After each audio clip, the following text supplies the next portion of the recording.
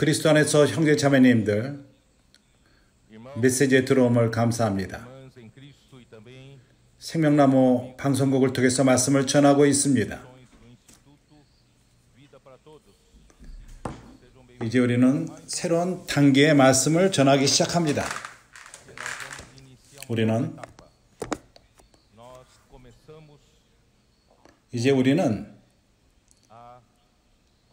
2022년 2월달 국제집회를 오늘부터 시작하는 것입니다. 오늘이 첫 번째 메시지입니다.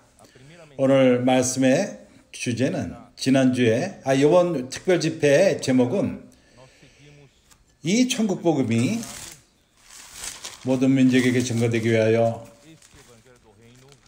전파되리니 그제야 끝이 오리라. 그제야 끝이 오리라.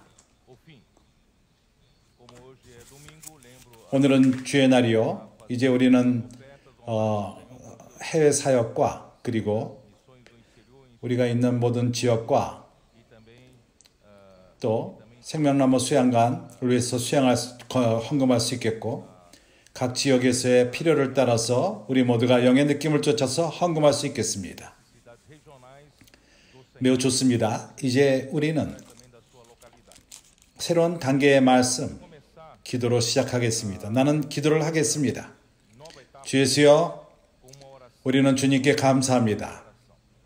지난 6개월 동안 많은 계시와 주님은 마태복음을 통해서 이렇게 많은 것을 계시하시며 매우 부여했습니다. 우리는 당신에게 감사할 뿐이며 이런 계시는 많은 일들을 산출했고 경고함을 산출했고 실행함과 확증을 산출했습니다. 주여 감사합니다. 우리는 당신을 믿고 이제 나머지 6개월을 전진합니다. 계속해서 마태복음을 축복하시고 이제 우리는 주님 앞에 섭니다. 우리가 이미 지금까지 얻은 것을 잡지 않고 우리는 계속해서 어린 양이 어디로 가든지 쫓아가는 자들이 되게 합니다. 우리는 어떠한 방법에 멈춰있지 않고 이미 받은 축복에 멈춰있지 않고 우리는 바람이 힘으로 불매 가는 것처럼 성령을 쫓기 원합니다. 이번 6개월 동안 축복하시고 온 교회를 축복하시고 우리 청소년들, 사춘기 어린아이들 또한 어른들 모두를 축복하시기 바랍니다. 하는 모든 일들과 자매들이 했던 생명나무 방송국이건 또 생명나무 출판사 그리고 권서인들과 또한 엑스포 리브로 교회들이 너를 위해서 기도되냐 하는 모든 실행의 복음 전파와 참으로 많은 접촉 이 모든 걸 통해서 교회를 건축하시기 바라며 참으로 가나안 땅에 들어갈 때까지 우리 모두를 축복하시기 바랍니다. 당신의 이름으로 기도합니다. 나는 주님께 감사합니다. 왜냐하면 하나님 말씀의 계시가 참으로 우리 상상하는 것 사람의 능력 위로 계시가 옵니다. 나는 마태복음 16장으로 시작하기를 원했지만 주님이 섭리에 의해서 37번째 메시지 마태복음 15장 마지막 부분을 교통했습니다. 왜냐하면 하나님의 갈망은 새로운 전환이 있기를 원하십니다. 마태복음 16장서부터. 그래서 오늘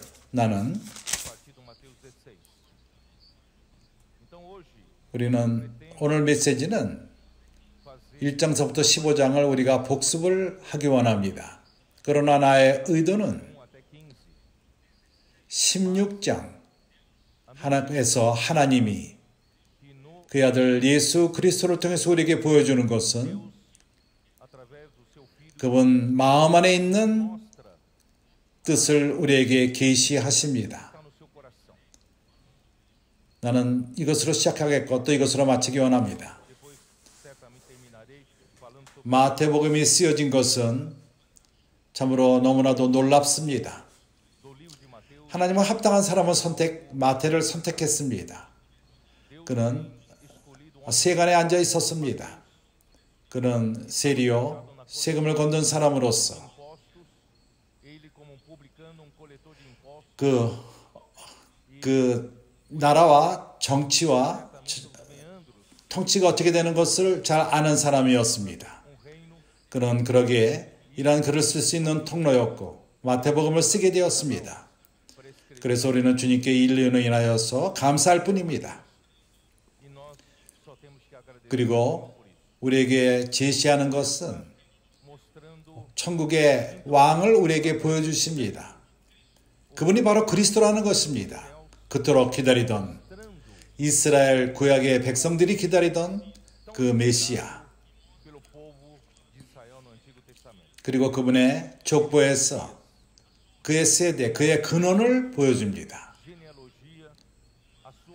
그의 인성 안에서의 근원은 그가 다윗의 후손으로 오셨습니다. 그는 다윗의 후손입니다. 다윗의 후손으로서 그것은 구약에서 유대인들이 쓰는 언어였습니다. 다윗의 후손으로부터 메시아가 온다는 것입니다. 그렇습니다. 그는 참으로 다윗의 후손이요, 다윗의 그 왕권을 이어받을 자였습니다. 그리고 또 우리에게 보여주는 것은 1장서부터 15장까지에서 우리에게 보여주는 것은 그의 그 세대, 그의 그 서론, 세례 요한에 의해서 열거되었습니다. 주님의 첫 번째 그 사역은 마귀에게 시험을 받으시고 그리고 사람들을 고치시고 병을 고치시고 이 사탄으로부터 주관을 당하는 이 세상에 있는 사람들을 구했습니다. 그리고 12명을 보내서 천국 복음을 전하셨는데 유일한 이 세상을 구원하는 방법인 것입니다. 그는 많은 계시로서 15장까지 왔는데 우리가 이 뒷걸음을 다시 한번 복습을 할 것입니다. 그래서 그는 그의 제자들을 얻었습니다. 그리고 천국의 백성들로서 그곳에 들어가기 위해서는 겸손한 마음, 상한 마음, 통회하는 마음, 그래서 첫 번째 복음, 심령이 가난한 자인 것입니다. 그들에게 천국이 주어졌다고 말합니다. 그래서 주님은 1장서부터 15장의 이 일을 통해서 사람들을 얻으셨습니다. 그가 그들 마음 안에 역사하시며 그 가운데에서 그들 마음 가운데 역사했습니다.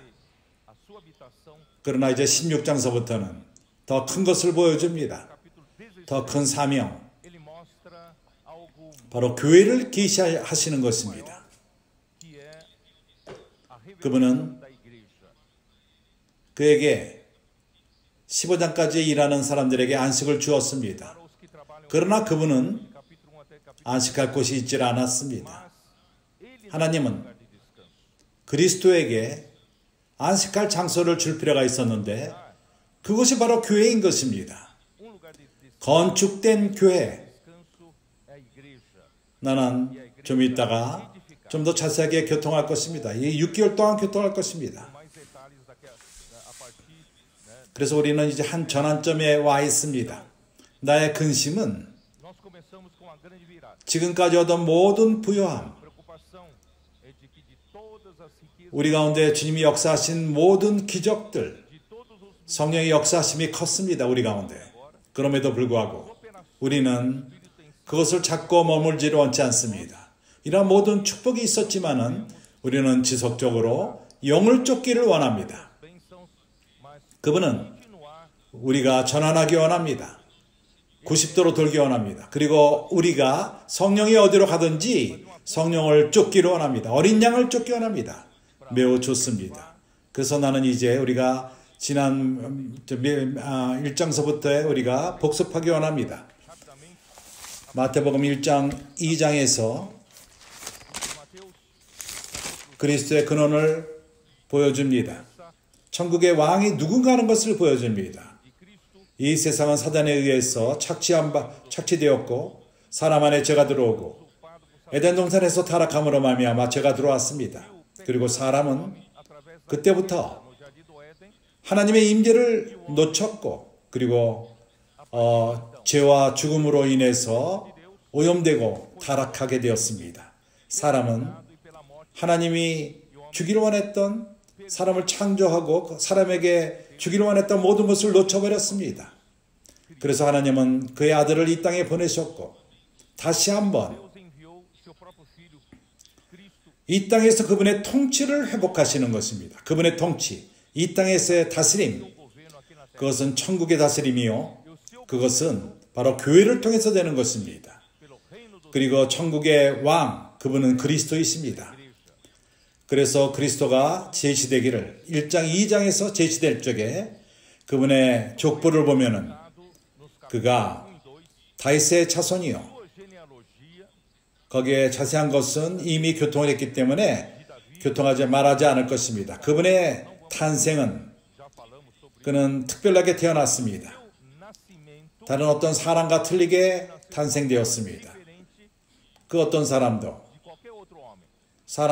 남자와 여자의 결합으로 태어납니다. 그러나 예수는 여자를 통해서 태어났습니다. 갈라디아서 4장 4절 우리가 열어서 한번 보기를 원합니다.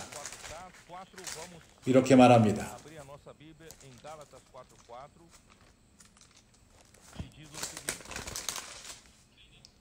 때가 참에 하나님이 그 아들을 보내사 여자에게서 나게 하시고 율법 아래 나게 하신 것은 한 여인에게서 났다고 말합니다. 마리아에게서 태어난 것입니다. 마태복음 1장 18절에서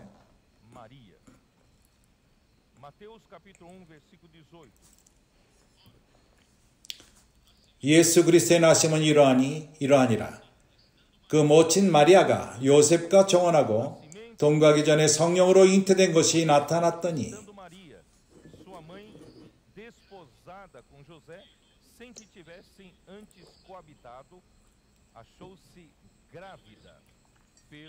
(20절) 이 일을 생각할 때 요셉이 주의 사자가 현몽하여 가로되 다윗의 자손 요셉아 내 아내 마리아 데려오기를 무서워 말라.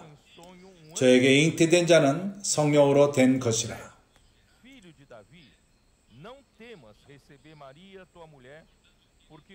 그래서 형제들이여 천국의 왕 우리의 사랑하는 예수 그리스도 그는 남자 여자의 결합으로 나오질 않았습니다. 성령에 의해서 처녀 마리아를 통해서 탄생하셨습니다. 그래서 그는 사람의 죄에 참석하지 않았고 그러나 그는 죄 있는 육신의 모양만을 갖고 오셨습니다. 이것은 로마서 8장 3절에 나옵니다. 그의 이름이 무엇이죠? 그것은 많은 의미가 있습니다. 21절에 아들을 낳으니 이름은 예수라 하라. 이는 그가 자기 백성을 저희 죄에서 구원할 자이심이라 하니라. 사람은 죄로 타락했습니다. 사람의 타락의 근원은 선악을 하게 하는 나무의 열매를 먹었을 적에 그렇게 되었습니다. 하나님 말씀을 범함으로 말미암아 그 결과로서 사람 안에 죄가 들어왔고 죄로 말미암아 사망이 이 세상에 왔습니다. 그리고 죄와 사망이 모든 사람을 주관했고 모든 사람이 죄를 범하였음에 의인이 없나니 하나도 없었고 하나님의 영광에 이르지 못한다고 말합니다. 그러나 하나님의 은혜로 그의 아들 예수 그리스도를 우리에게 보내셨고 여인으로 태어나신 그분, 그 이름은 예수였습니다. 바로 백성을 그들의 죄로부터 구원하기 위해서 오신 것입니다. 구원이 왔고 복음이 왔고 좋은 소식이 사람에게 온 것입니다. 또 다른 이름 23절 또 보라 처녀가 잉태하여 아들을 낳을 것이요 그 이름은 임마누엘이라 하리라 하셨으니 이를 번역한즉 하나님이 우리와 함께 계시다 함이니라. 이 그리스도 주 예수 그리스도 그는 천국의 왕으로 오실 뿐만 아니라 그는 하나님을 사람에게 데려왔습니다. 하나님의 임재를 사람에게 가져온 것입니다. 그의 죽음과 부활을 통해서 그는 사람을 하나님 안으로 집어넣습니다. 그래서 앞으로 하나님을 우리에게 가져오신 그분, 이제 우리가 볼 수 있는 것은 우리가 하나님이 우리와 함께 계시는 것을 우리가 볼 수 있게 되는 것입니다. 그래서 마태복음 2장에서 1절서부터 12절까지 여기서 보여주는 것은 그의 탄생을 벨렘에서의 태어남을 보여주십니다. 그리고 박사들이 방문을 합니다. 그리고 그는 애굽으로 13절에서 이후에 도주하게 됩니다. 저희가 떠난 후에 주가 사자와 요셉 현몽하여 가로되 헤롯이 아이를 찾아 죽이려 하니 일어나 아기야 그 모친을 데리고 애굽으로 피하여 내가 내게 이르기까지 거기 있으라 하니라. 요셉이 일어나서 밤에 아기와 그의 모친을 데리고 애굽으로 떠나가 헤롯이 죽기까지 거기에 있었으니 이는 주께서 선지자로 말씀하신 바 애굽에서 내 백성을 불렀다 함을 이루려 하심이니라. 그래서 헤롯이 죽은 다음에 19절을 보게 되면은 헤롯이 죽은 후에 주의 사자가 애굽에서 요셉에게 현몽하여 가로되 일어나 아기와 그 모친을 데리고 이스라엘 땅으로 가라. 아기의 목숨을 찾던 자들이 죽었느니라 하시니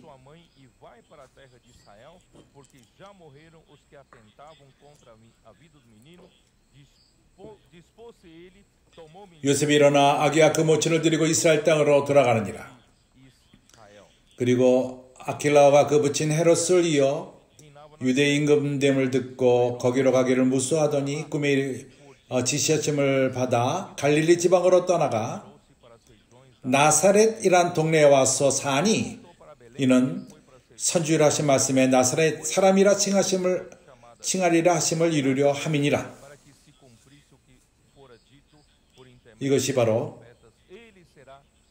천국의 왕의 근원, 그를 제시하는 그러한 모습인 것입니다. 3장서부터 세례 요한이 나타나서 그의 일을 시작합니다. 첩경을 준비하는 자로서 우리의 왕을 준비하는 자, 천국의 왕을 준비하는 일을 행한 것입니다. 3장 3절 그는 선지자 이사야에 말씀하시는 자에 일렀으되 광야에 외치는 자의 소리가 있어 가로되 너희는 주의 길을 예비하라 그의 첩경을 평탄케 하라 하셨느니라.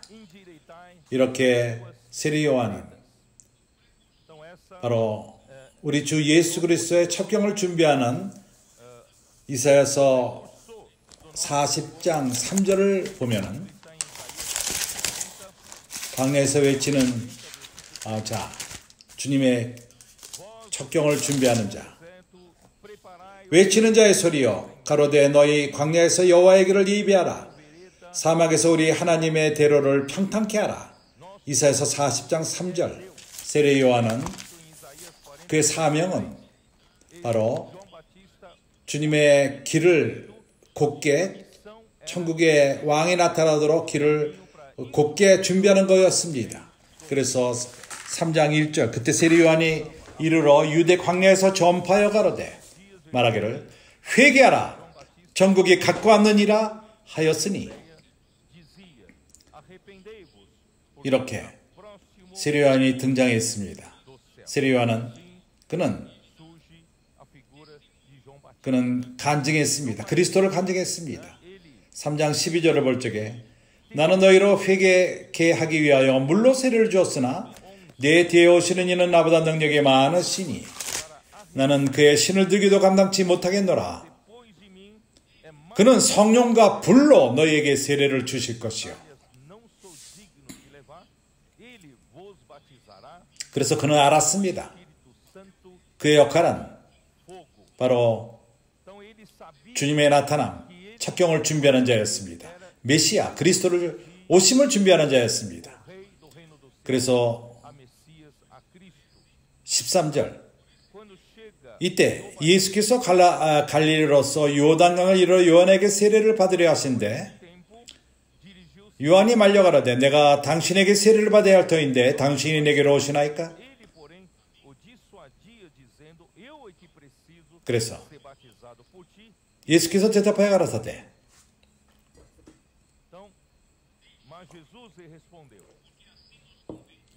이제 허락하라.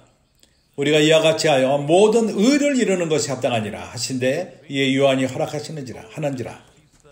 세례 요한은 명령에 행했고 그는 하나님이 정하신 것을 행할 필요가 있었습니다. 예수의 인성으로서 세례를 받을 필요가 있었습니다. 그가 예수를 세례를 준 것입니다. 이렇게 함으로써 모든 하나님의 정하신 바가 이루어진 것입니다. 예수께서 세례를 받으시고 곧 물에서 올라오실새 하늘이 열리고 하나님의 성령이 비둘기같이 위에 임하심을 보시더니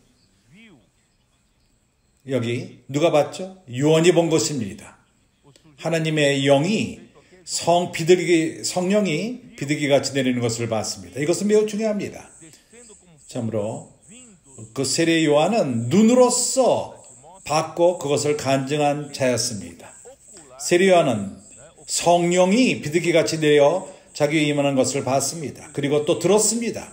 하늘로서 소리가 있어 말씀하시되 이는 내 사랑하는 아들이요 내 기뻐하는 자라 하시니라. 그렇기 때문에 그는 변명을 할 수가 없었습니다. 그는 의심할 수가 없었습니다. 예수가 그리스도라는 걸 너무나도 잘 알고 있었습니다. 그래서 요한복음 1장을 볼 적에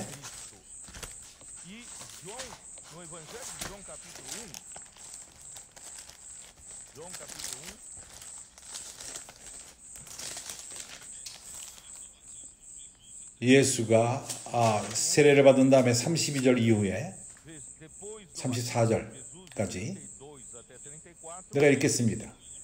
요한이 또 증거하여 가로되 요한이 증거했습니다. 내가 보매 성령이 비둘기같이 하늘로서 내려와서 그의 위에 머물렀더라. 나도 그를 알지 못하였으나 나를 보내어 물로 세례를 주라 하신 그이가 나에게 말씀하시되 성령이 내려서 누구 위에든지 머무는 것을 보거든 그가 그 성령으로 세례를 주인 줄을 알라 하셨기에 내가 보고 그가 하나님의 아들이심을 증거하였노라 하니라. 요한은 봤습니다. 요한은 증거했습니다. 요한은 들었습니다. 또 이튿날 요한이 자기 제자 중 두 사람과 함께 섰다가 예수의 다니심을 보고 말하되 보라 하나님의 어린 양이로다. 두 제자가 그의 말을 듣고 예수를 쫓았습니다. 세례 요한은 그는 하나님이 주신 사명을 이뤘습니다. 성령 가운데서 올바르게 성령의 인도함을 받고 행했습니다. 유대 종교를 벗어나서 그 유대 종교가 죽은 종교가 되어버렸을 적에 그는 더 이상 그 가운데 있지 않고 성전에서 섬기지 않고 그 부드러운 제사장의 옷을 입고 또 부드러운 좋은 제사장의 음식을 먹지 않고 그는 광야에서 외치며 섬겼습니다. 모든 종교, 유대교 종교를 내버리고 백성들이 깨고 회개하고 그러한 모든 옛것으로부터 회개하고 예수 그리스도를 맞이할 수 있도록 하나님의 백성으로 맞이할 수 있도록 행한 것이었습니다. 그가 이러한 일을 행했을 적에 그의 사명을 이룬 것입니다. 끝이 났습니다. 사도행전 13장 25절은 이렇게 말합니다. 요한이 세례 요한이 그 달려갈 길을 마칠 때 말하되 너희가 나를 누구라 생각하느냐? 나는 그리스도가 아니라 내 뒤에 오시는 이가 있으니 나는 그 발에 심풀기를 감당치 못하겠노라 하였느니. 여기서 뭘 보여주는 것처럼 요한이 그 달려갈 길을 마쳤다고 말합니다. 요한이 그 달려갈 길을 마쳤을 때 그것은 바로 요한이 주님에게 세례를 주었을 때입니다. 이제 주님이 기름 부음을 받았습니다. 그가 하나님인 것이 확정되었으면은 그가 메시아요 보내심을 받은 자로서 이 땅에서 하나님의 뜻을 행하는 것입니다. 천국을 가져오기 위해서 오셨습니다. 이때 세례 요한은 이제 중심 인물로부터 비낄 필요가 있었습니다. 이제 여기 하나님의 어린 양이로다 말했을 적에 그 두 자녀는 쫓았는데 그는 쫓지를 않았습니다. 그래서 내가 강조하는 것은 바로 우리는 어린 양이 어디로 가든지 쫓아가는 자들인 것입니다. 우리가 아무리 좋은 일을 행했다 할지라도 지금까지 아무리 놀라운 일을 행했다 할지라도 우리가 통로로서 하나님의 축복을 가져오는 자, 하나님의 일을 하며 좋은 일을 많이 행했다 할지라도 그러나 우리가 주님 어린 양을 쫓는 것을 놓아서는 안 됩니다. 우리는 어린 양을 쫓는 자들인 것입니다. 그래서 마태복음 4장에서 우리에게 보여주는 것은 예수 그리스도의 시험받음 1절서부터 11절까지 내가 자세히 설명하지는 않을 것입니다. 그리고 예수는 4장에서 보여주는 것은 그가 갈릴리로 돌아오셨습니다. 요한이 잡힌 다음에 요한은 그런 태도를 취했기 때문에 잡히게 되었습니다. 그래서 나사렛을 떠나 가버나움에 사셨습니다. 그거는 해변이었습니다. 스브론 땅과 납달리 땅과 거기서 복음을 전했습니다. 4장 12절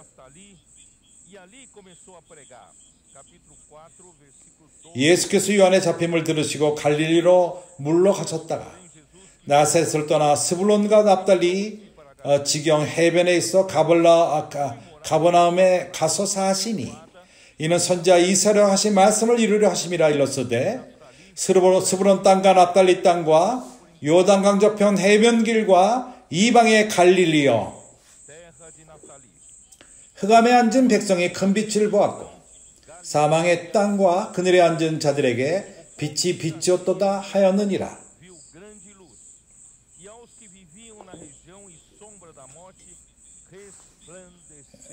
예수가 해변에서 사시면서 가버나움에서 복음을 전하기 시작했습니다. 이때부터 예수께서 비로소 전파하여 가라사대 회개하라 천국이 가까웠느니라 하시더라. 이어서 중요한 네 제자를 불렀습니다. 시몬 베드로를 불렀고 안드레를 불렀고 그리고 야고보와 그 형제 요한을 불렀습니다. 세베대의 두 아들. 23절에 예수가 천국의 왕으로서 그는 간절하게 백성을 구하십니다. 사단의 그 멍에 밑에 있는 사람들을 불쌍히 여기고 그의 관심 23절에 그분의 갈망 예수께서 온 갈릴리 두루에 두루 다니시며 저희 회당에서 가르치시며 천국 복음을 전파하시며 백성 중에 모든 병과 모든 약한 것을 고치시고 사랑하는 형제들이여 여기서 보여주는 것은 참으로 세상의 안 좋은 상태 사람이 타락한 상태 유일한 해결책이 있습니다. 그 해결책이 뭔지 압니까? 바로 천국인 것입니다. 사람이 하나님에게 불순종했을 적에 하나님의 임재로부터 떨어졌고 하나님의 통치로부터 멀어졌습니다. 하나님의 통치가 없을 적에 모든 것이 혼돈이 옵니다. 혼돈과 타락과 그리고 인류 가운데 그러한 것들이 역사합니다. 거기서 만나는 것은 이 땅에서 주님의 계실 적에 이 땅에서는 병든 자들이 많았습니다. 오늘날도 다르지 않습니다. 그렇기 때문에 형제들이여, 우리는 이러한 생각을 가질 필요가 있습니다. 이 세상을 구원할 수 있는 유일한 길은 천국을 가져오는 것입니다. 이 땅에 가져오는 것입니다. 하늘의 통치를 가져오는 것입니다. 사람 가운데 하나님의 나라가 교회를 통해서 임하는 것입니다. 누가 이러한 모든 것을 가져옵니까? 주님이 천국을 가져옵니다. 이 일을 행하기 위해서 그분이 이 땅에 오셨습니다. 그는 모든 병든 자들을 고치셨습니다. 귀신들을 쫓아내고, 그리고 고통에 걸린 자, 간질, 중풍병자, 그가 이제 유명해지기 시작했습니다. 많은 무리가 쫓았습니다. 5장서부터 7장까지 마태복음 3장에서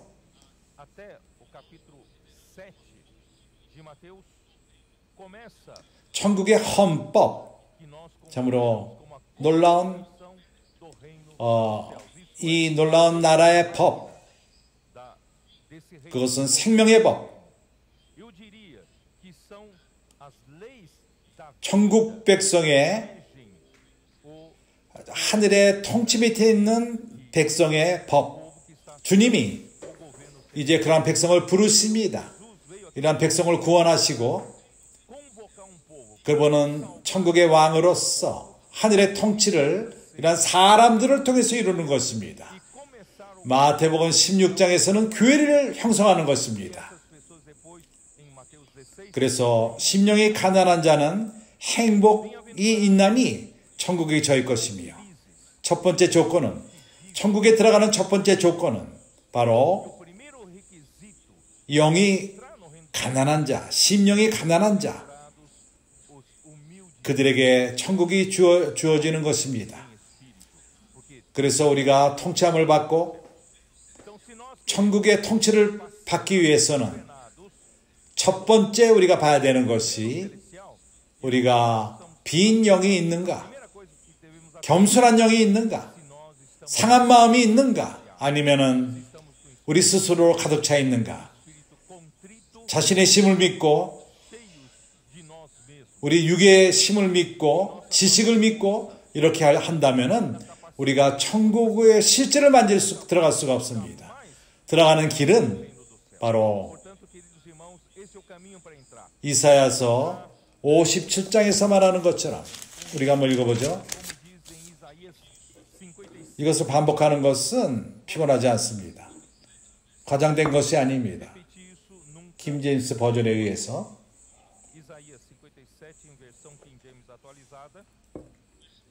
14절, 장차 말하기를 도두어 길을 수축하여 내 백성의 길에서 거치는 것을 제하여 버리라 하리라. 이해했습니까? 주님은 지우기 원합니다. 방해하는 것들, 막는 것들, 그 백성들이 길을 찾는데 방해되는 것. 천국은 바로 길인 것입니다. 길인 것입니다. 그렇기 때문에 지존 무상하며 높고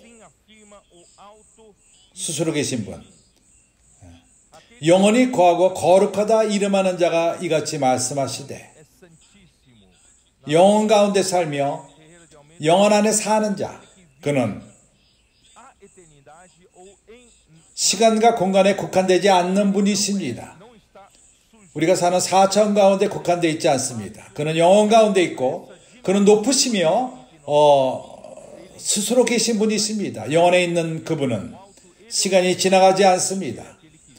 영원 가운데 사시는 분은 영원히 사시는 분이십니다. 내가 높고 거룩한 것에 거하며 또한 통회하고 마음이 겸손한 자와 함께 거하시니, 어떤 자와 함께 한다고 얘기를 하죠? 통회하고 마음이 겸손한 자, 통회하고 겸손한 영이 있는 자는 그분이 함께한다는 것입니다. 이는 겸손한 자의 영을 소생케 하며 통회하는 자의 마음을 소생케 하려 함이라. 왜 마음이 상한 자, 그리고 회개한 자, 겸손한 자를 말하죠? 이 세상은 사람이 타락했기 때문에 사람 안에 죄가 들어왔습니다. 그때 사람은 선악을 알게 하는 나무의 열매를 의존하고 더 이상 하나님을 의존하며 살지 않습니다. 그렇기 때문에 사람들은 회개할 필요가 있는 것입니다. 자기 스스로를 믿고 이러한 능력을 믿습니다. 선악을 알게 하는 나무가 주는 그런 능력을 믿습니다. 이런 것이 온 인류를 오염시켰습니다. 사람들은 단순함으로 돌아가며 에덴 동산으로 돌아가며 완전히 온전하게 주님을 의존하는 것으로 돌이킬 필요가 있는 것입니다. 그것이 바로 통회하는 마음이요 겸손한 자요 겸손한 자의 영을 소생케 하며 통회하는 자의 마음을 소생케 하게 됩니다. 주 예수여, 16절에서 이렇게 말합니다. 내가 영원히는 다투지 아니하며 내가 장구하는 노하지 아니할 것은 나의 지은 그 영과 혼이 내 앞에서 곤비할까 함이니라. 다른 말로서 우리 주님이 더 오랫동안 우리 자신을 화를 내시고 이 세상을 합당치 않게 생각하며 타락한 상태를 그냥 놔둔다면 우리에게는 소망이 없을 것입니다. 우리 혼은 완전히 망할 것입니다. 이 세상에서. 그러나 주님은 우리를 긍휼히 여기셨습니다. 그리고 그리스도를 보냈고 천국의 왕을 보냈고 우리를 구원함으로 말미암아 이러한 비천함으로부터 우리를 천국으로 돌이키게 한 것입니다. 그래서 우리는 좋게 시작을 합시다. 통연한 마음을 갖고 겸손한 마음을 갖고 상한 마음, 깨진 마음, 빈 마음, 그럴 적에 우리는 길을 얻습니다. 우리가 길을 얻읍시다. 천국으로 가는 길을 얻읍시다. 방해되는 것을 치우고 길을 얻읍시다.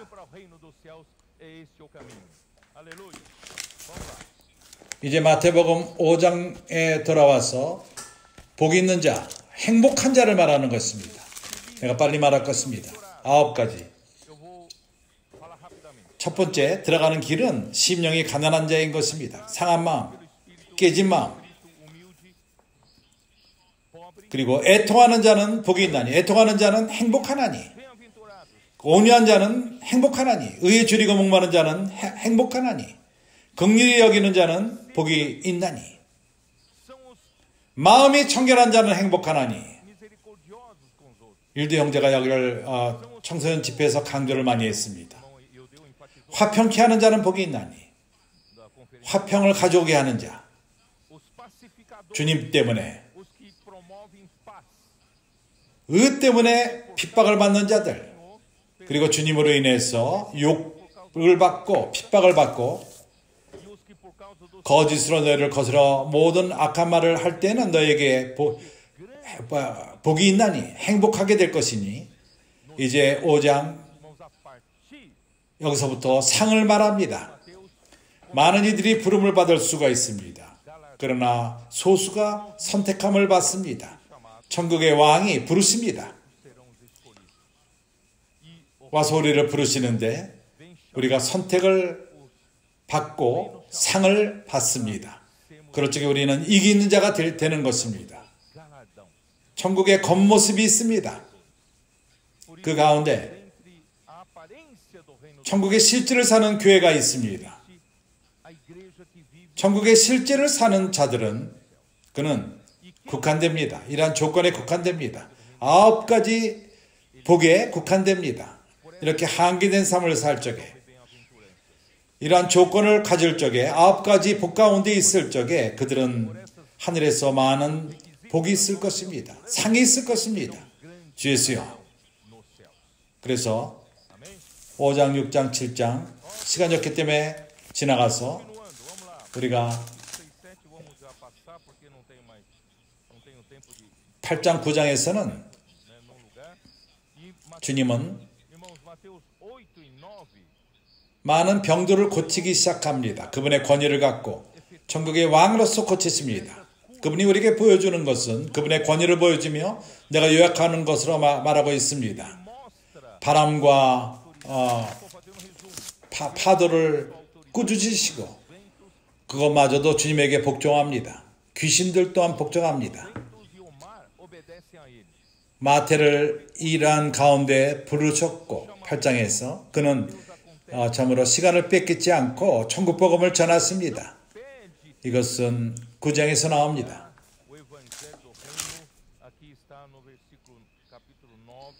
35장에서 35절에서 예수께서 모든 성과 천에 두루 다니사 저희 회당에서 가르치시며 천국 복음을 전파하시며 모든 병과 모든 약한 것을 고치시니라. 무리를 보시고 민망히 여기시니 이는 저희가 먹지 없는 양과 같이 고생하며 유리함이라. 형제들이여, 왕이 우리에게 보여주는 것은 그가 오신 이유는 바로 백성을 구원하기 위해서, 그것은 그들은 성과 촌에 있고 길에 있는 자들인 것입니다. 그는 길로 나가셨습니다. 회당에서 가르칠 뿐만 아니라 천국 복음을 전파했습니다. 천국의 왕이 바로 백성의 구원인 것입니다. 모든 병과 모든 약한 것들을 고쳤습니다. 이러한 병은 물질적인 그러한 병뿐만 아니라 특별히 심리적인 병들, 사람들이 하늘의 통치에서 멀리 있기 때문에 사람들은 타락하게 되었습니다. 모든 종류의 병과 문제들, 심리적인 문제들, 영적인 문제들을 갖고 있습니다. 주님이 이 땅에 오셨을 적에 행복함이 있질 않았습니다. 기쁨이 있질 않았습니다. 어느 누구도 온전한 자가 없었습니다. 주님은 이것을 근심 걱정하셨고 천국 복음을 전했습니다. 무리를 보시고 민망히 여기셨습니다.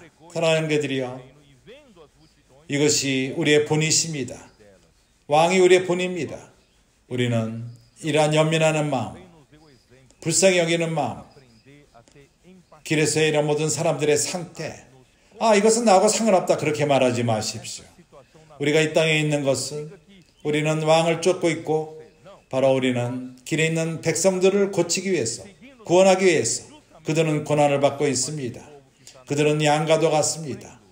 목 잡는 양과도 같이 고생하며 유리하고 있습니다. 모든 사람들이 그러합니다. 그들이 아주 근심하고 있고 고난 가운데 있고 길을 못 찾는 가운데 있습니다. 왜 고난을 받는지도 모르고 길이 무엇인지를 모릅니다. 그리고 피곤합니다. 완전히 기진맥진한 가운데 있습니다. 이것이 바로 오늘날 이상의 상태인 것입니다. 참으로 우리는 이러한 민망히 여기는 마음, 연민의 마음, 주님이 이 땅에 계실 적에 그분에게 이런 것이 있었습니다. 이제 이런 주님이 오늘날 우리 안에 거하십니다. 우리가 권소인으로서 길로 나갈 적에 우리는 다른 의도로 가는 것이 아니라 우리가 주님을 사랑하고 사람들을 사랑하기 때문에, 불쌍히 여기 때문에 나가는 것입니다. 교회 형제자매들이 나가서 복음을 전할 적에 당신을 위해서 기도해도 될까요? 이것은 다른 어떠한 의도가 있질 않습니다. 오로지 주님의 명령을 쫓고 주님을 사랑하며, 그리고 이러한 혼들, 잃어버린 사람들, 고난받고 있는 사람들, 피곤한 사람들, 그들을 구원하기 위함인 것입니다. 그래서 주님은 제자들에게 이 37절 38절에서 말합니다. 추수할 것은 많되 일꾼은 적으니. 그래서 왕만이, 천국의 왕만이 이 천국의 복음을 전합니다. 그것으로 그분 스스로는 충분하지가 않습니다. 충족될 수가 없습니다. 그래서 추수하는 주인에게 청하여 추수한 일꾼을 보내어 주소서. 주님의 은혜로 말미암아 하나님은 당신을 오늘날 부르고 있습니다. 추수할 일이 너무나도 많습니다. 그렇기 때문에 당신이 없는 것이 당신이 부족합니다. 그래서 이러한 부르심에 우리가 응하기를 원합니다. 이러한 부르심에 우리가 합하며 우리가 추수하는 일을 하며 사람들을 구출하며 참으로 잃어버린 양들과 같은 사람들, 목자가 없는 사람들, 그들은 어찌할 줄을 모르며 유의하는 사람들, 이런 사람들을 우리가 구원합시다. 이어서 10장에서 주님은 12제자를 부르십니다. 이 일을 행하게 한 것입니다. 그 전까지는 주님 스스로 혼자 했지만은 이제 12명을 가르쳤습니다. 12명을 불러서 그들을 보냈습니다. 12사도로 보냈습니다. 사도는 우리가 보내심을 받을 줄 사도인 것입니다. 12사도가 보내심을 받았습니다. 이러한 천국복음 전하는 일을 확장하기 위해서 그들이 쓰임을 받은 것입니다. 그래서 10장 그리고 11장 이렇게 왕이 12명을 동일한 일을 보내고 천국복음을 전하게 보냈습니다. 천국의 왕의 능력으로서 권능으로서 그가 그들을 보냈습니다. 그때 12명만이 복음 전하는 것을 기다리지 않고 11장 1절에서도 그분은 이렇게 말합니다. 예수께서 12제자에게 명하시기를 마치시고 이에 저희 여러 동네에서 가르치시며 전도하시려고 거기를 떠나 가시니라. 이것은 이러한 급함, 예수 그리스도의 마음 안에 있는 긴급함, 이것이 우리 마음을 만지기 바랍니다. 우리는 집에서 안락하게 있을 수 없습니다. 나가서 우리가 복음을 전하고 우리에게 기회가 주어질 적마다 우리는 권서인의 1시간의 일을 하며 기회를 잡고 복음을 전하고 매일매일 우리 삶 가운데에서 복음을 전하고 사람들과 함께 기도하며 이제 우리가 특별한 시간을 내서 복음을 전하고 길에서 나가 전하며 접하며 우리는 복음을 항상 전할 필요가 있습니다. 이어서 세례요한의 상황이 드러납니다. 세례요한이 그가 옥에 갇혔고 제자들을 예수께 보내서 물어봅니다. 오실 그이가 당신이오리까? 우리가 다른 일을 기다릴까? 이거는 말이 안 되는 일입니다. 그는 분명히 증거했습니다. 그 물에서 주님이 나올 적에 그는 봤습니다. 성령이 비둘기같이 내리는 것을 봤습니다. 그리고 음성을 들었습니다. 내 사랑하는 아들이요 내 기뻐하는 자라는 걸 들었습니다. 그래서 지금 이러한 질문은 말이 안 되는 질문인 것입니다. 이것 때문에 나는 걱정하기 시작합니다. 우리는 머물러서는 안 됩니다. 우리가 하나님을 위해서 많은 일을 행했다 할지라도 우리가 통로로 쓰임을 받았다 하더라도 4년 5년 동안 우리는 하나님에게 참으로 쓰임을 받았습니다. 건선의 일을 통하고 청년들이 전진함과 그 여인들이 그렇게 그물침과 양육함과 그리고 그런 접촉한 사람들을 받아들이고 양육하고 교회 생활하는 걸 돕고 이러한 모든 것들 이것이 이러한 우리 가운데 있는 이러한 모든 축복들 이것을 갖고 거기서 머물러서는 안 됩니다. 어떤 것도 우리가 시간 안에서 머물러서는 안 됩니다. 우리는 지속적으로 주님을 쫓을 필요가 있습니다. 참으로 상한 마음을 갖고 겸손한 마음과 겸비케 된 마음 그리고 간절한 마음 갖고 전진할 필요가 있습니다. 오늘 내가 여기 오기 와서 말씀을 전하기 전에 어떤 동역자와 교통을 했습니다. 그가 거기에 많은 축복이 있는 곳, 거기에 씨앗비가 잘 되고 있고 권서인의 일이 잘 되며 교회가 참으로 확장되고 있고 숫자가 늘고 있습니다. 모든 일이 좋습니다. 나는 그 동역자에게 말했습니다. 그러기 때문에 매일 좋기 때문에 그때가 위험한 것이다. 조심하라. 우리는 같은 갈급함, 긴급함, 우리의 그 사랑, 주님의 경외함과 하나님의 입으로 나오는 말씀을 존귀케 여기며 완전히 하나님의 입으로 나오는 말씀을 의존하며 우리는 다음 걸음을 걸을 필요가 있습니다. 우리는 지난 체험을 잡지 않습니다. 우리는 전진합시다. 그렇기 때문에 형제들이요, 여기서 말합니다. 11절에서 마태복음 11장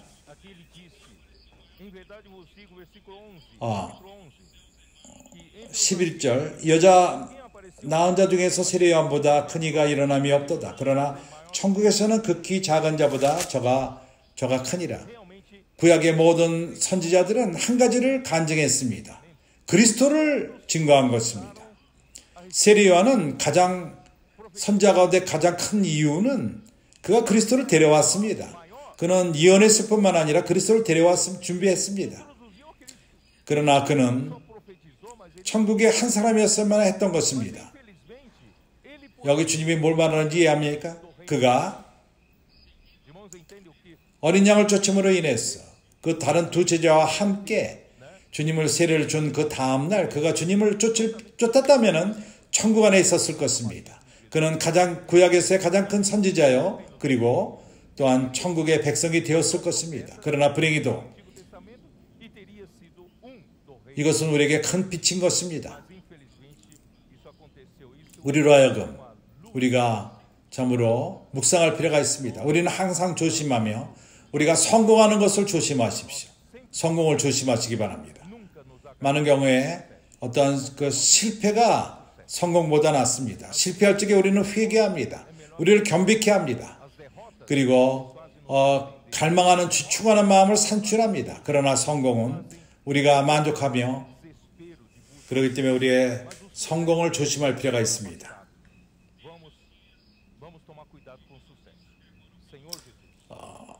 세례요한 때부터 지금까지 천국은 침노를 당하나니 침노하는 자는 빼앗느니라. 우리가 이 구절을 이해하는 것은 쉽지가 않습니다. 그러나 오늘 내가 교통하기 원하는 것은 여기에 침노하는 것은 우리가 겸비케 되는 것을 말합니다. 상한 마음을 갖는 것, 겸손한 마음을 갖는 것, 이것이 바로 노력인 것입니다. 우리가 해야 되는 노력인 것입니다.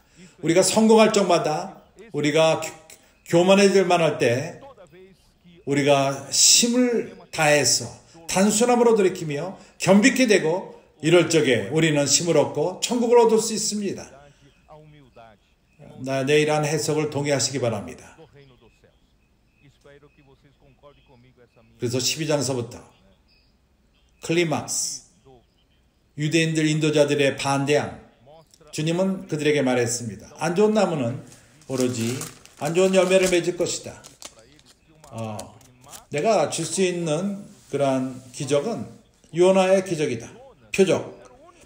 요나의 표적. 아니, 다른 말로 말해서 이 표적만이 가장 큰 표적이다. 요나의 표적. 그 표적은 예수가 죽고 죄인들을 위해서 죽으시고 그리고 그가 부활함으로써 그의 교회를 산출한다는 표적인 것입니다. 천국의 실제를 가져오는 표적. 천국이 오는 그런 표적인 것입니다. 그래서 주님께 감사합니다. 주님은 다른 표적을 주지 않고 요나의 표적만을 주었습니다.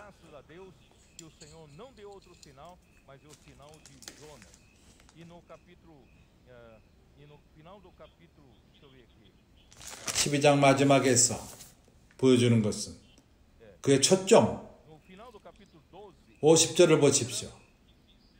누구든지 하늘에 계신 내 아버지의 뜻대로 하는 자가 내 형제요 자매요 모친이라 하시더라. 우리 주 예수 그리스도는 보내심을 받은 자였습니다. 그는 주님에게 기름 부음을 받고 뭘 행하러 오셨죠? 바로 하나님의 나라를 이 땅에 가져오기 위해서 오셨습니다. 유일한 그의 목적인 것입니다. 초점이 바로 그것이었습니다. 그러한 사역, 그러한 일을 하나님의 뜻을 행하기 위해서 오신 것입니다.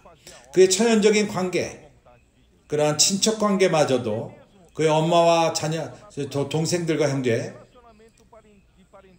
그러한 것도 두 번째입니다. 그의 초점은 아버지의 뜻을 행하는 것입니다. 오늘날도 우리에게 마찬가지입니다.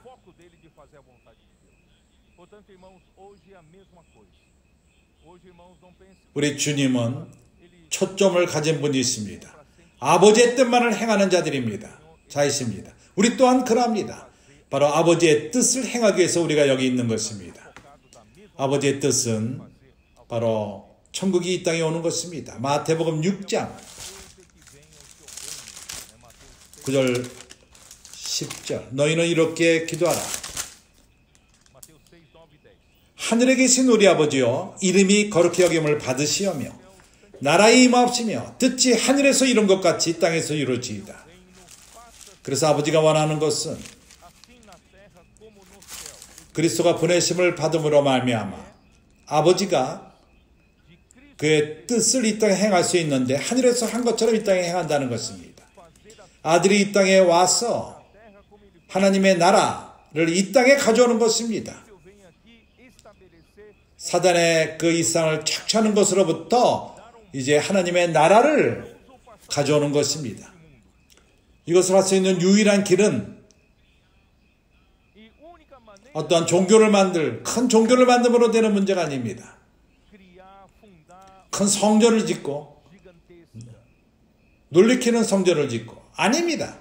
하나님이 행하는 유일한 길은 예수 그리스도를 통해서 그분의 일, 천국의 나라를 이 땅에 가져오는 것인데 그것은 바로 씨를 뿌림으로써 13장에서 이렇게 말하기 시작합니다.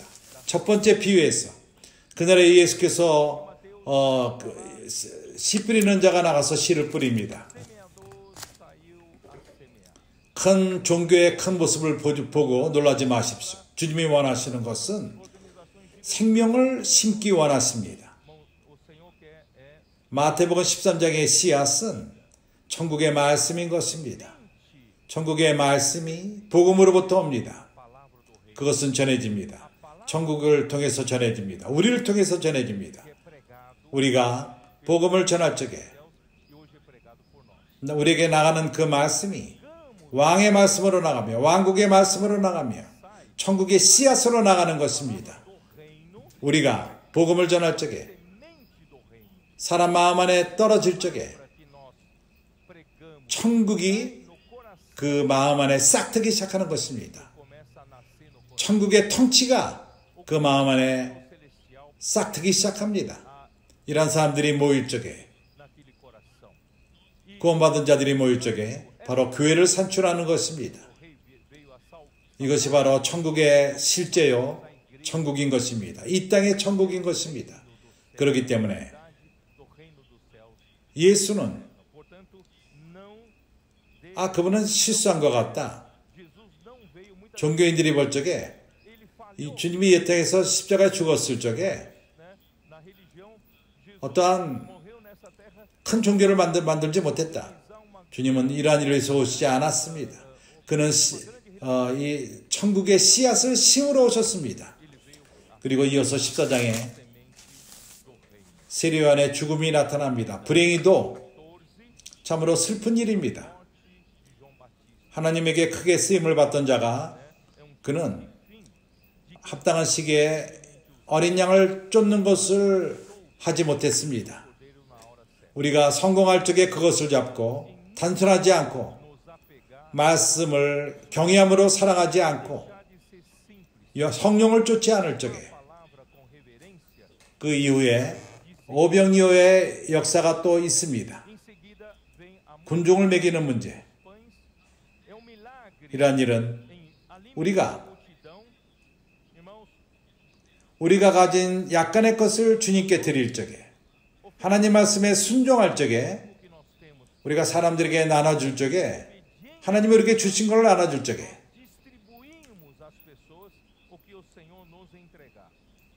이러한 오병이어의 두 번째 역사를 할 적에 이러한 이상을 내가 전하기 원했습니다. 그런 오병이어의 기적은 예수님의 손에서 이루어진 것이 아닙니다. 예수께서 물고기 2마리와 떡 5개를 받으셨을 적에 아버지에게 축사했습니다. 그러한 떡은 계속 5개였습니다. 물고기는 2마리였습니다. 갑자기 그 컨테이너 5개가 나타난 것이 아닙니다. 계속해서 빵 5개와 물고기 2개였습니다. 기적은 언제 일어났죠? 주님이 우리에게 돌려줬을 적에, 제자에게 돌려줬을 적에, 당신에게 주었을 적에, 당신이 선자의 말씀에 순종하고 길로 나가서 이 음식을 사람들에게 나눠줄 적에 이 음식이 끝나지 않은 것 같습니다.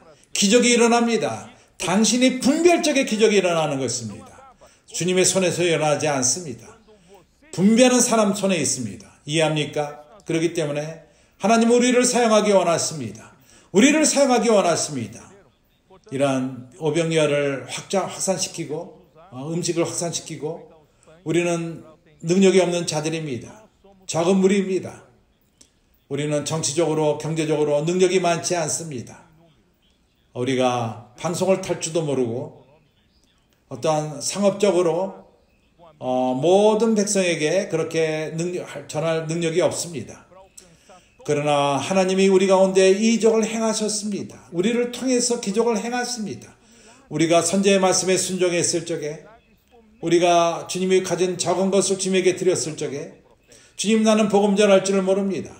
나는 복음 전할 줄 모르며 아무것도 행할 줄 모릅니다. 좋다. 그러면 네가 아무것도 할 줄 모르느냐? 그러면 입으로부터 흘러나오게 하라. 너를 위해서 기도해도 되느냐?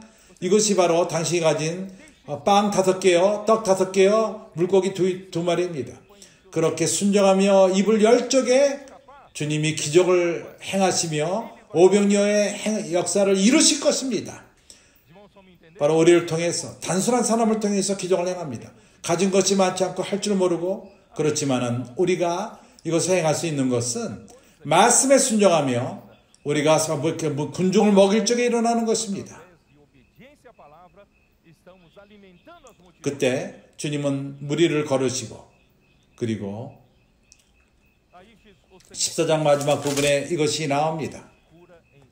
15장에서 우리가 마지막 2메시지에서 이것을 교통했습니다. 지난 15일 동안 교통했습니다. 바리새인과 서기관들이 주님을 반대했고 그들이 주님을 죽이기를 음모했습니다. 이제 그들은 그의 그 종교로 예루살렘으로부터 나왔어. 주님의 제자들을 정죄하기 위해서 장로들의 유전을 지키지 않고 먹기 전에 손을 씻지 않는다고 비판하러 왔습니다. 정죄하러 왔습니다. 우리는 여기서 먹기 전에 손을 닦지 말라는 것은 아닙니다. 이것은 그 어떤 청결의 문제인 것입니다. 그렇습니다. 우리는 먹기 전에 손을 닦습니다. 그러나 장로들의 유전을 지킴으로 행하는 것은 아닙니다. 여기에 문제는 유대인들의 인도자들, 그들이 정죄하기를 주님의 그 제자들이 장로들의 유전을 범한다는 것입니다. 장로들의 유전이 무엇입니까? 모세가 하나님으로부터 모세 오경을 통해서 모세 오경의 말씀을 하나님에게 받았습니다.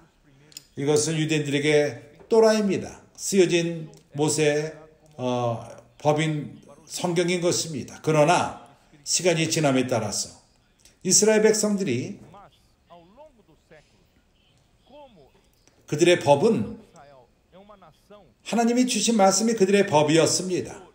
그래서 많은 상황을 해결할 필요가 있었습니다. 판단하며 백성들의 있는 여러 가지 문제들을 판단하며 결정할 필요가 있었습니다. 그래서 랍비들, 그들이 판사가 되어서 율법을 적용해서 모세 오경을 통해서 많은 상황을 판단할 필요가 있었습니다. 그래서 그들은 판사의 역할을 하며 그리고 시간이 지남에 따라서 그것이 그들이 결정하게 된 것이 장로들의 유전이 되어버린 것입니다. 장로들의 유전의 것은 거기에는 사람에 속한 사람의 가르침들이 많이 섞여 있습니다. 사람의 해석이 섞여 있습니다.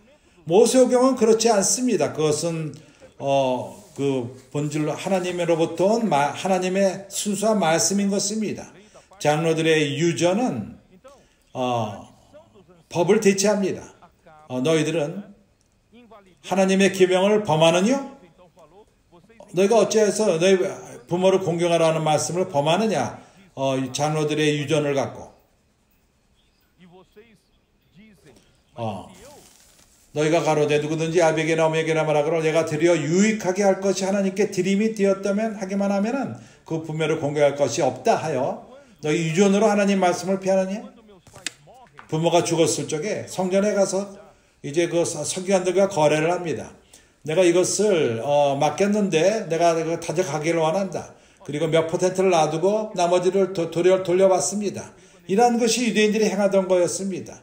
그들의 그 흥미에 따라서 하나님 말씀을 이용해서 장로들의 유전을 갖고 이렇게 인간의 그 해석을 가져온 것입니다. 우리는 항상 성경의 말씀으로 돌아갈 필요가 있습니다. 사람들의 해석을 의존하지 말고 성경으로 돌아갈 필요가 있습니다. 여기에 우리 인도함이 있고 우리가 갈 기찻길인 것입니다.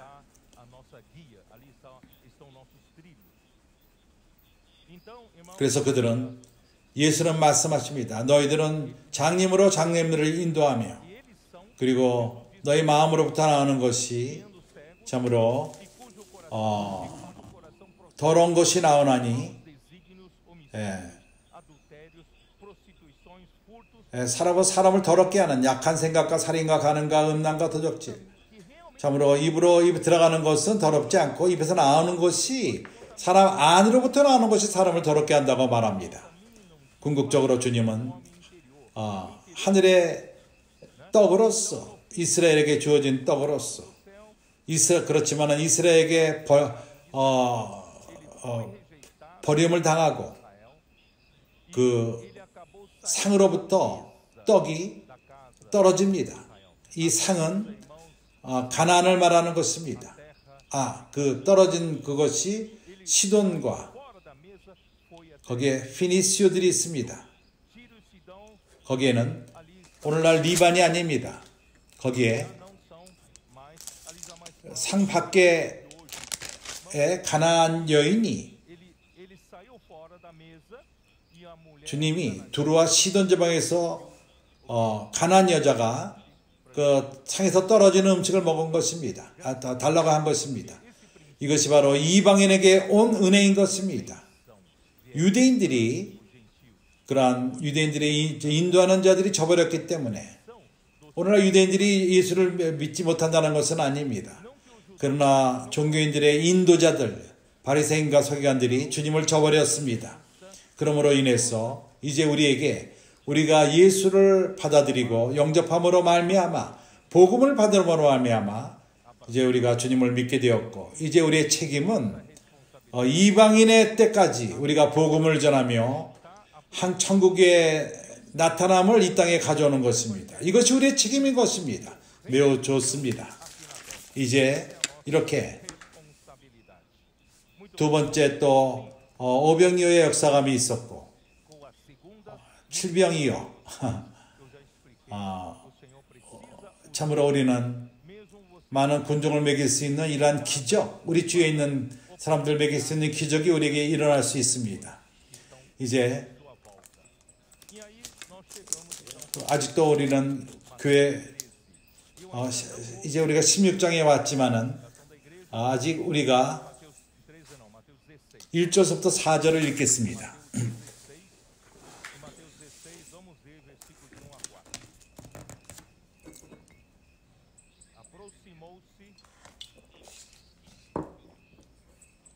형제들은 봅니까? 여기 15장까지 주님은 천국의 왕으로서 오셨고 그의 사역을 세례를 받은 다음에 사역을 시작하셨고 그는 왕으로서 오셔서 백성을 불쌍히 여기시고 근심하시고 천국 복음을 전하시며 병을 고쳤습니다. 그리고 주님은 몇을 불러서 큰 이러한 추수의 일을 행하게 준비시키시고 보내셨습니다. 우리는 겸손한 마음, 영으로 우리는 천국에 들어왔고 우리가 정말 그 안식 가운데 섬기는 거에 대한 주님과 함께 배우고 그러한 자들은 안식 가운데 섬기는 것을 배웁니다. 왜냐하면 주님의 멍에를 메우는 것을 배우고 하나님의 일을 하시는 분은 주님이십니다. 우리에게는 능력이 없습니다. 많지 않습니다. 오로지 우리가 말씀에 순종할 적에 우리는 우리가 가진 작은 것, 물고기 2마리와 빵 5개를 주님에게 드리고 주님에게 드릴 적에 주님이 나머지 일을 행하십니다. 그렇기 때문에 우리는 안식 가운데 주님을 섬기고 있는 것입니다. 하나님의 사역은 우리가 피곤하게 되는 문제가 아닙니다. 우리가 그렇습니다. 많은 땀을 흘립니다. 많은 일이 있습니다. 그렇지만 우리는 안식 가운데 주님을 섬기는 것입니다. 주님은 우리를 안식 가운데 들어가게끔 하십니다. 그렇지 않습니까? 그러나 16장 이후부터 하나님은 그분이 또한 안식의 장소를 찾으십니다. 우리가 이사야서 66장을 한번 읽어볼까요?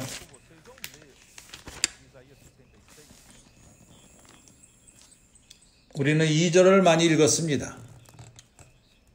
그런 1절을 내가 설명하지는 않았습니다. 1절은 이렇게 말합니다. 여호와께서 이같이 말씀하시되, 나는 지금 킹 제임스를 읽고 있습니다. 하늘은 나의 보좌요. 하늘은 나의 보좌요. 땅은 나의 발등상이요. 너희가 나를 위하여 무슨 집을 지을고 나의 안식할 처소가 어디야? 형제들이 이해했습니까? 이 구절을 이해했습니까? 우리 주님은 이 땅에 오셨습니다. 우리를 구속하기 위해서, 구원하기 위해서, 우리로 하여금 안식 안에 들어가기 위해서 우리는 그분과 동역하고 있고 이 천국 복음을 우리가 전하고 있는 것입니다. 그분이 우리와 동역도 하십니다. 그래서 우리는 안식 가운데 주님을 섬기고 있습니다. 왜냐하면 그분이 모든 것을 행하시기 때문에 그러합니다. 그렇지 않습니까? 그러나 우리가 잊어서는 안 되는 것이 그분 또한 안식할 처소를 찾고 있다는 것입니다. 여기 마태복음 16장이 바로 이러한 전환점이 있습니다. 주님이 바로 이러한 안식할 처소를 찾고 있습니다. 이것은 어떤 집이 아닙니다. 이번 메시지에서 이러한 목적으로 말씀을 전하고 있지는 않습니다. 그러나 다윗 왕이 말한 것처럼 그가 주님을 위해서 한 집을 건축한다고 얘기를 했습니다. 하길 원한다고. 내가 애굽 땅에서 너희들을 부른 다음에 어느 집에 산 적이 없다. 나는 그 장막과 장막을 거쳤고 나를 위해서 집을 달라고 한 적이 없다. 이해합니까? 그가 안식할 집이 필요합니다. 그가 필요한 이 집은 물질적인 집을 말하는 것이 아닙니다. 구약의 성전, 그것은 그림자입니다. 영 가운데 그분의 거처에 대한 그림자인 것입니다. 하나님은 건축된 교회가 오늘날 필요합니다. 그분이 거처하는 안식할 장소가 바로 그것입니다. 그래서 15장까지는 그분이 이 땅에 오신 것은 우리를 돌보기 위해서 오셨습니다. 우리를 구속하시고 우리를 고치시고 우리를 그 안 좋은 상태로부터 구원하시고 그분의 사역 가운데 우리를 두시고 안식 가운데 우리를 섬기게끔 했고 16장서부터는 그러나 이제 우리에게 보여주는 것은 나도 내가 너에게 계시할 필요가 있는데 나도 안식할 처소가 필요하다. 내가 건축하는 곳은 안식하는 곳은 건축된 교회다. 그래서 2절에 예수께서 대답하여 가라사대 너희가 2절 이사야서 66장 2절 나 여호와가 말하노라 나의 손이 이 모든 것을 지어서 다 이루었느니라. 참으로 하나님은 큰 것이 필요하지 않습니다. 중세 때 이번에 유럽에 가서 많은 성전을 하나님에게 지었습니다. 성전이 막 벽 높이가 40m가 넘는 그러한 성전이 있었습니다. 성전이 다른 성전보다 더 큽니다. 그 안에 들어가면 우리가 작게 느껴집니다. 하나님이 그러한 집에 살기를 원하십니까? 하나님은 교회 안에 살기 원하십니다. 하나님은 당신 안에 있기 원합니다. 그래서 그는 이렇게 말하십니다. 그래서 무릇 마음이 가난하고 심령이 통해하며 이러한 자들의 하나님에게 안식이 있다는 것입니다. 나의 말을 인하여 떠는 자, 나의 말을 경외하는 자, 이런 하나님의 일하는 데 있어서 말씀이 필요한데 그러한 가운데 내가 안식한다는 것입니다. 이해가 갑니까? 그래서 이 메시지부터 이제 우리는 이러한 각도로 들어갑니다. 그러나 그 이전에 내가 보여주기를 원하는 것은 처음에 마태복음 16장 1절 4절 바리새인과 사기관들이 와서 예수를 시험하여 하늘로 쏘는 표적 보이기를 청하니 예수께서 대답하여 가라사대 너희가 저녁에 하늘이 붉으면 날이 좋겠다 하고 저녁이 되어서 하늘이 붉고 오렌지 빛이 나면은 해가 짙기 때문에 그러한 것입니다. 태양이 지기 때문에. 그럴 때 붉고 오렌지색이 되면은 하늘이 맑다는 것입니다. 하늘이 맑으면은 날씨가 좋을 것입니다. 그러나 아침에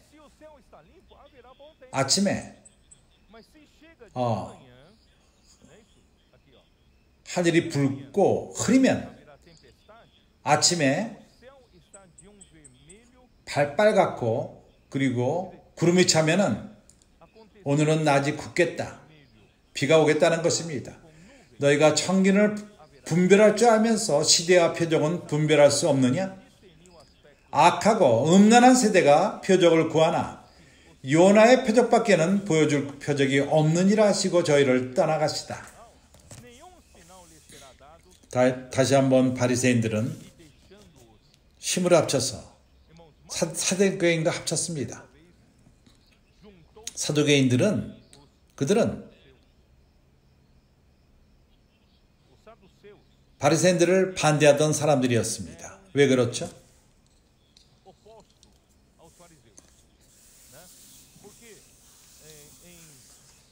사두개인들은 전통적으로 바리새인들의 경쟁자였습니다. 그들은 부활을 믿지 않고 천사를 믿지 않고 성령도 믿지 않습니다. 이것은 마가복음 12장에 나옵니다.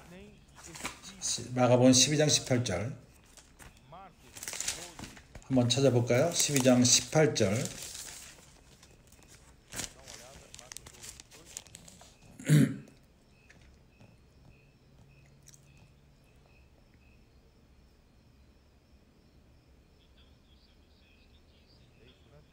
부활이 없다 하는 사두개인들이 예수께서 물어가로되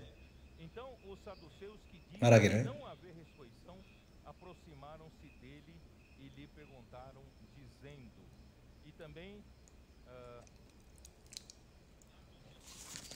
사도행전 23장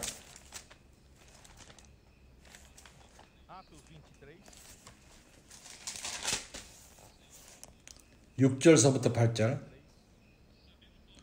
바울이 그 한 부분은 사두개인이요 한 부분은 바리새인 줄 알고 공회에서 외쳐가로되 여러분 형제들아 나는 바리새인이요 또 바리새인의 아들이라 죽은 자의 소망 곧 부활을 인하여 내가 심문을 받노라. 그 말 한즉 바리새인과 사두개인 사이에 다툼이 생겨 무리가 나뉘이구니 이는 사두개인은 부활이 없고 천사도 없고 영도 없다고 바리새인은 다 있다 함이라.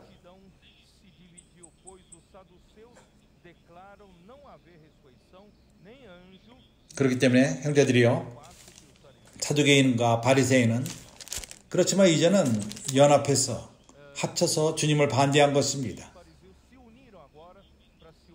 그리고 사람은 구분할 줄 모릅니다. 그러한 표적을 가장 큰 표적을 이해를 못합니다. 예수 이름이 그들의 백성에서 구원한다는 이름이었는데 그분이 십자가의 죽으심으로 말미암아 그분이 그의 백성을 그들의 죄로부터 구원하시는 것입니다. 로마서 5장 10절 그의 부활을 통해서 생명을 통해서 그 부활의 생명을 통해서 구원한다는 것입니다. 그래서 금요일날 오후 주일날 아침 때까지 우리 주님이 음부를 거쳐서 십자가에 죽은 다음에 음부를 거치셨습니다. 3일 저녁에 요나가 큰 배에 생선 배에 있는 것처럼, 그러나 하나님이 사도행전 2장 22절에 나오는 것처럼 그리스도를 살리셨습니다. 2장 20절. 이스라엘 사람들아, 이 말을 들으라. 너희가 아는 바 하나님께서 나사렛 예수로 큰 권능과 기사와 표적을 너희 가운데서 베푸사 너희 앞에서 그를 증거하셨느니라. 그가 하나님의 정하신 뜻과 미리 아신 대로 내어준 바 되었거늘 너희가 법 없는 사람들의 손을 빌어 못 박혀 죽였으니 하나님께서 사망의 고통을 풀어 살리셨으니 이는 그가 사망에서 미어 있을 수 없었습니다. 32절. 이 예수를 하나님이 살리신지라 우리가 다 이 일의 증인이로다. 하나님이 오른손으로 예수를 높이심에 그가 약속하신 성령을 아버지께 받아서 너희 보고 들은 이것을 부어주셨느니라. 형제들이여, 이것이 바로 유언의 표적인 것입니다. 바로 유일한 표적, 바리새인들이 믿을 수 있도록, 예수가 바로 그리스도라는 것을 믿을 수 있도록 준 유일한 표적인 것입니다. 오늘날 교회가 바로 주님의 오심에 대한 표적을 믿을 필요가 있습니다. 마태복음 23장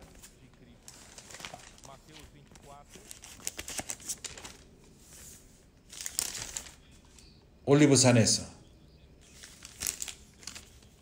24장 3절.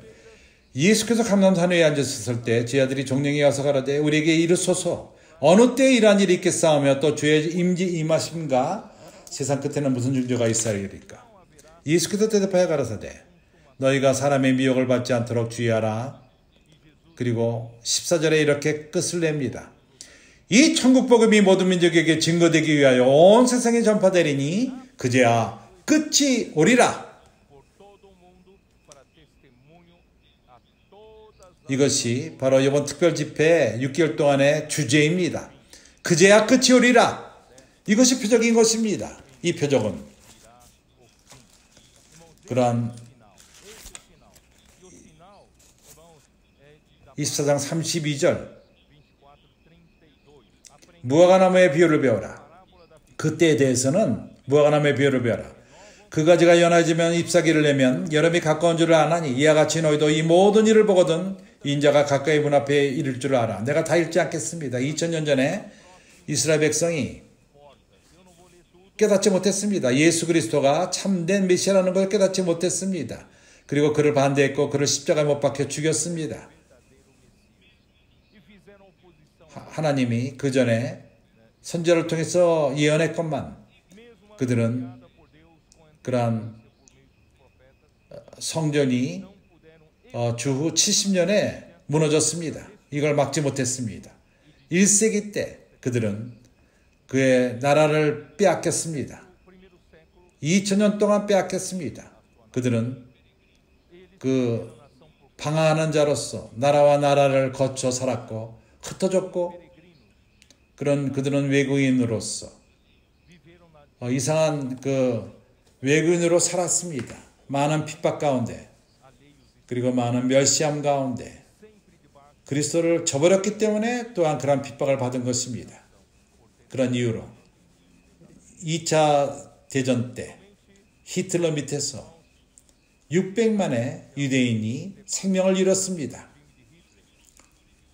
그러나 1948년 기적적으로 이스라엘 나라가 회복되었습니다. 많은 반대함과 전쟁이 있었습니다. 오늘날 그의 잎이 싹틉니다. 잎이 싹트고 있습니다. 여름이 가까운지를 알 필요가 있습니다. 그래서 결정적인 것은 마지막에 오는 것은 아직도 교회에게 달려 있습니다. 천국 복음을 전하는 데 달려 있습니다. 모두가 모든 민족에게 증거될 적에 그제야 끝이 오리라. 그래서 나는 이 메시지를 이렇게 결론 내기 원합니다. 우리는 마지막 때 표적을 알 필요가 있습니다. 주님의 오심이 가까운다는 것을 우리는 깨달을 필요가 있습니다. 그래서 우리는 집중하며 여기에 초점을 맞출 필요가 있습니다. 우리의 왕과도 같이 우리는 하나님의 뜻을 이루는 데 초점을 맞추고 이 땅에서 하나님의 뜻을 끝을 내는, 이것은 마태복음 15장에 있는 내용일 뿐만 아니라 그분이 많은 사람을 구하고 우리를 통해 또 많은 사람을 구하지만 마태복음 16장 이후부터는 이제 아주 급하게, 긴급하게 우리를 깨움으로 인해서 그분의 필요함, 지금까지는 우리의 필요함을 충족시켜 주셨습니다.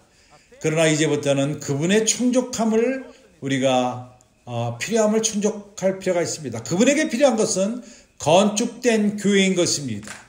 그래서 우리가 하는 길에서 하는 모든 전투, 사람들을 얻고 그러한 힘을 잊지 말아야 되지만은 또한 우리가 교회를 건축하는 초점을 잃어서는 안 됩니다.